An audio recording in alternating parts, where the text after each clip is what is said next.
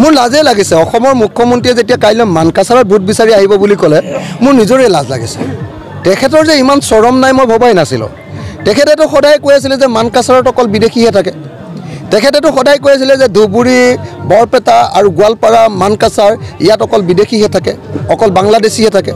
এতিয়া বাংলাদেশী ভোট বিচাৰি তেওঁ ইয়ালৈ আহিব নেকি? তেওঁতো ইমান দিন ধৰি নিজকে খিলঞ্জীয়াৰ চৰ্দাৰ বুলি ঘোষণা কৰি আহিছিলে। খিলঞ্জীয়া চৰ্দাৰে এতিয়া তেওঁ ঘোষণা কৰা যে ইয়াত অকল বাংলাদেশী থাকে, সেই বাংলাদেশী ভোট বিচাৰি আহিব। ইমান নিলাজ তেওঁ। বাংলাদেশী ভোট লাগে, তেওঁ বিদেশী ভোট লাগে। মই ভাবোঁ যে তেওঁ যদি চৰম আছে তেওঁ হেলিকপ্টাৰৰ পৰা নামিব নালাগে, দূৰৰ পৰা এনেই ওপৰৰ পৰা ৰাস্তাত মানুহখিনি চাওক আৰু তাৰপিছত তেওঁ ঘৰলৈ ঘূৰি যাওক। মোৰ লাজে লাগিছে অসমৰ মুখ্যমন্ত্ৰীয়ে যেতিয়া কাইলৈ মানকাছাৰত ভোট বিচাৰি আহিব বুলি ক'লে মোৰ নিজৰে লাজ লাগিছে। তেখেতৰ যে ইমান চৰম নাই মই ভবাই নাছিলোঁ।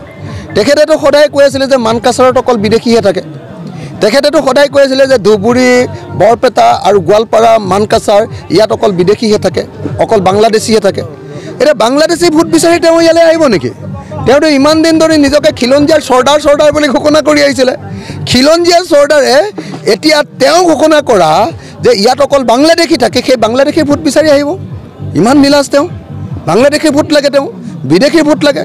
মই ভাবোঁ যে তেওঁ যদি চৰম আছে তেওঁ হেলিকপ্টাৰৰ পৰা নামিব নালাগে, দূৰৰ পৰা এনেই ওপৰৰ পৰা ৰাস্তাত মানুহখিনি চাওক আৰু তাৰপিছত তেওঁ ঘৰলৈ ঘূৰি যাওক।